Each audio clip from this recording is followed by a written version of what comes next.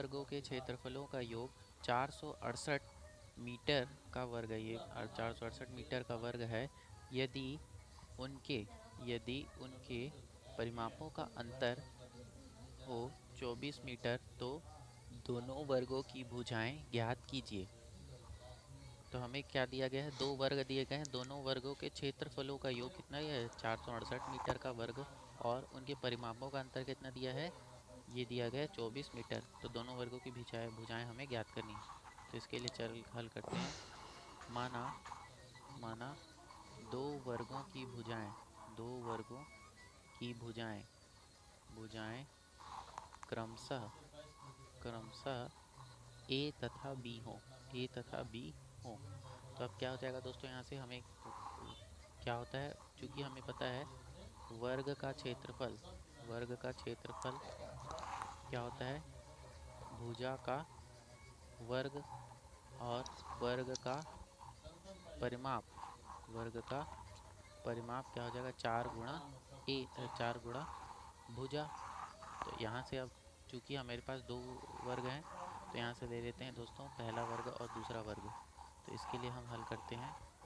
तो देखिए इस प्रकार से कुछ यहाँ पे हम ले लेते हैं वर्ग, तो उसके बाद उसका क्षेत्रफल मतलब भुजा का वर्ग, उसके बाद परिमाप।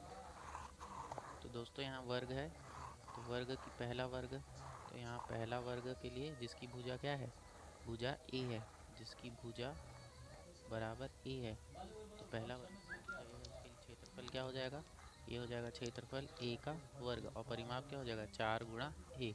इसी प्रकार दूसरा वर्ग क्या है, दूसरा वर्ग है जिसकी भुजा क्या है, बराबर बी है, तो यहाँ से क्षेत्रफल क्या हो जाएगा, उसका बी का वर्ग, और परिमाप क्या हो जाएगा, 4 गुणा बी। तो हमें कहा क्या गया दोस्तों, क्षेत्रफलों का योग। तो यहाँ से क्षेत्रफलों का योग दोस्तों, दोनों के क्षेत्रफलों का योग ये दिया है, ए का वर्ग धन बी का वर्ग बराबर कितना दिया है दोस्तों, देख लीजिए यहाँ से प्रश्न में 468 वर्ग मीटर। तो क्या हो जाएगा, 400, ये हो जाएगा 468 वर्ग मीटर, 468 वर्ग मीटर ये दिया है इसका क्षेत्रफल। इसे मान लेते समीकरण 1। इसी प्रकार दोनों के परिमापों का अंतर, तो 4a परिमापों का अंतर यानी क्या हो जाएगा, ये हो जाएगा 4a-4b बराबर कितना दिया है दोस्तों प्रश्न में, ये दिया है 24 मीटर के बराबर। तो ये हो जाएगा 24 मीटर। हल करेंगे तो यहाँ से 4 उभयनिष्ठ ले लेते हैं, a-b बराबर क्या आ जाएगा, 24। तो यहाँ से 4 a-b बराबर क्या आएगा, 24/4। ये हो जाएगा 24/4, यानी 4 × 4 4 × 24। तो a-b बराबर कितना आ गया, तो यहाँ से a बराबर क्या हो जाएगा, ये हो जाएगा b-6, पक्षांतर करेंगे तो ये बन गया समीकरण 2। अब दोस्तों समीकरण 2 से देखिए a का मान क्या आ गया, b-6, और समीकरण 1 में इसका मान रख देते हैं और हल करते हैं। तो समीकरण एक में a का मान रखने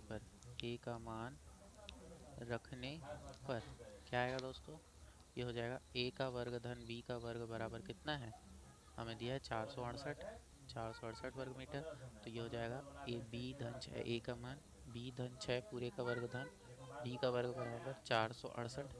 हल करेंगे कितना आएगा, यहाँ से ये हो जाएगा b का वर्ग धन, इसका मान रखेंगे a धन b का वर्ग, तो ये हो जाएगा b का वर्ग धन 6 × 2 यानी 12b धन 6×6 = 36 धन b का वर्ग बराबर 668।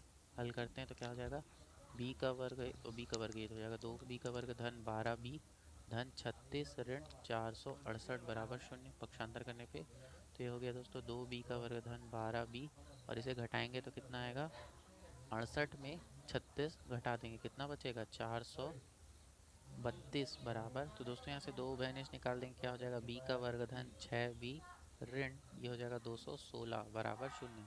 अब इसे हल करते हैं तो b का वर्ग धन 6b ऋण 216 बराबर 0। दोस्तों हमारे पास वर्ग समीकरण आ गया। इसे हल करने के लिए हम क्या करेंगे, मध्य पद को तोड़ देंगे। तो हमें गुणा में कितना चाहिए, ऋण 216, और इसे हल करेंगे तो इसका जोड़ कितना आना चाहिए, ये आना चाहिए 6। तो देखते हैं ऐसी कौन सी संख्या है जिसका जोड़ 6 आए और गुणा में क्या है, ऋण 216।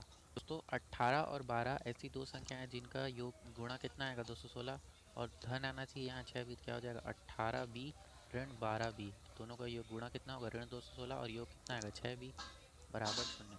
से हल कर देते हैं। तो यहाँ से जगह b उभय निकलेंगे तो b धन 18, और यहाँ से b उभय निकलेंगे तो क्या हो जाएगा, यहाँ से ऋण 12 उभय निकलेंगे तो b धन 18 बराबर 0। तो क्या आ जाएगा दोस्तों यहाँ से।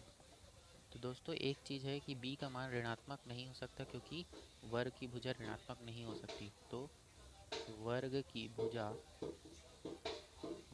भुजा ऋणात्मक नहीं हो सकती, नहीं हो